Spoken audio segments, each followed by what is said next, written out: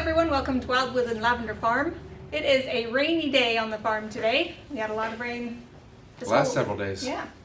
And we're grateful for that rain because last spring and summer was so dry and hot. So we're grateful for any rain that we can get. But that doesn't let us work outside very much. Otherwise we'd get something wet. So we're working on inside projects today. I've been working on a farm sign to put out by the road for the farm, and Brent here is going to work on this thing right here. This is an implement we bought for the farm to make work ever so much easier for us. So Brent's going to get going on that. So it's going to require some assembly because usually they do assemble it, and we were just like, just give it to us in the box already. That's fine. And so here it is. The store was very, very busy, and they had to actually get this down from the very top story of shelves in the store. So that was an adventure. We just said, don't worry about assembling it. We can do that. So here it is. Go.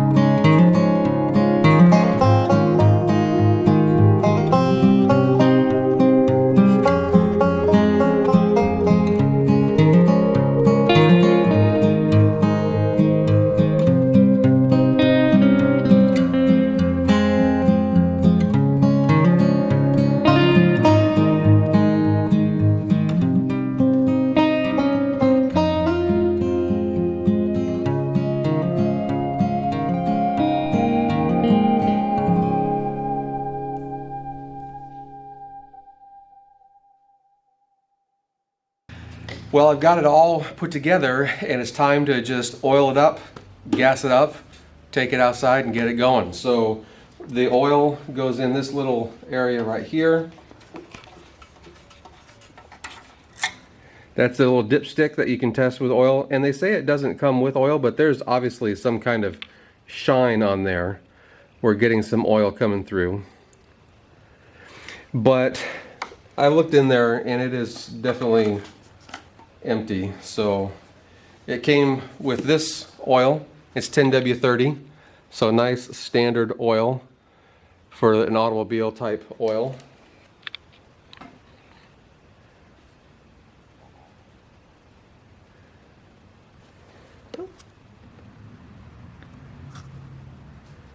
Is that going to take that whole thing? Yeah, it should take the whole thing. This is half a quart, and it says it takes half a quart.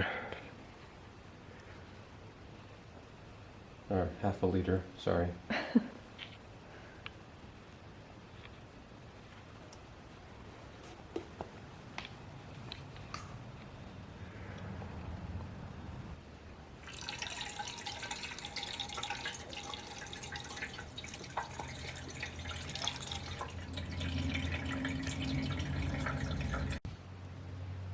Fuel level indicator. So I'm resetting the depth item to this top hole because what that's going to do is allow the tines to be held up off the ground. And so when I start it, and if those tines were to start spinning right away, then they'll be off the ground, or they should be off the ground, and they won't dig up anything. So you will need to readjust this before you go and do anything with actual tilling. Because otherwise, you won't actually be tilling. Otherwise you won't be tilling. You might mow the grass a little bit, but you won't be tilling. Hey, so we're ready to get it started, but to get it moved out, we actually need to put this into the freewheel position, which is kind of annoying on this model. So it's also not helpful to have a dog there, but anyway, what you have to do is remove this pin, and then you shove the wheel back, and then put the pin back on the axle, and now this will spin freely. The problem is going to be when you need to realign it, it's going to be a bear to realign. So we'll get to that when we get to that though.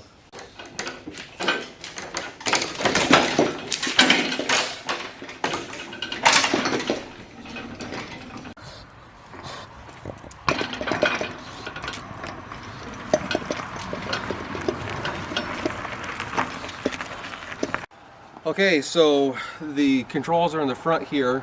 The instructions say to turn the throttle, I guess you call it, to the high. So this is the... To the rabbit. To the rabbit. This is the turtle, that's the rabbit. See? Setting. Turtle. Rabbit.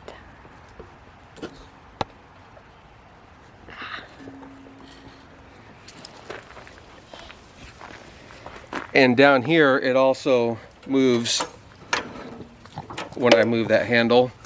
And then we have the choke, and so they say to put it in the choke position, turn the fuel on. So we'll do that. And this is a kill switch if we need to, in an emergency or whatever. That's a quick shut-off switch. And then it just says to go ahead and pull this until you receive that tension line, and then just have at it. Since it's literally just really fresh with gas, I don't expect it to start until maybe 2 or 3 or 4 pulls. Woo!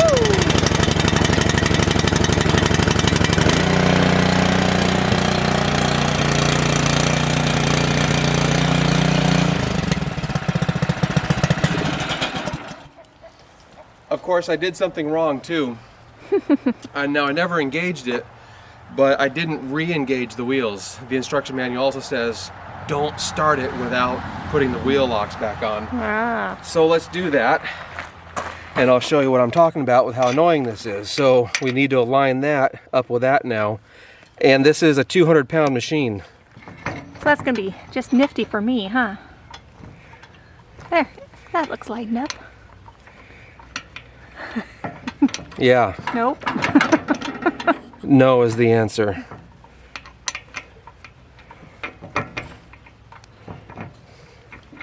Oh, there we go. There we go. Okay. Try number 2.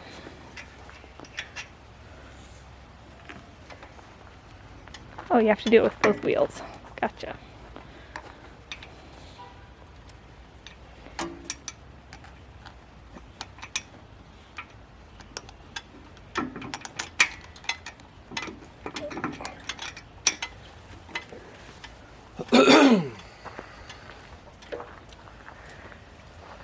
To the rabbit. To the rabbit. I'll go ahead and choke it.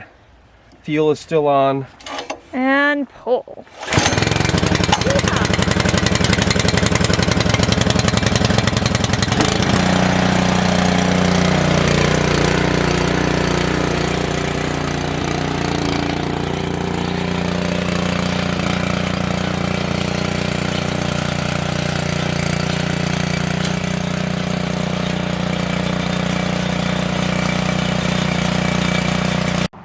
So I tried stopping it because the instruction manual says turn off the fuel and it will stop. Well, it didn't do that.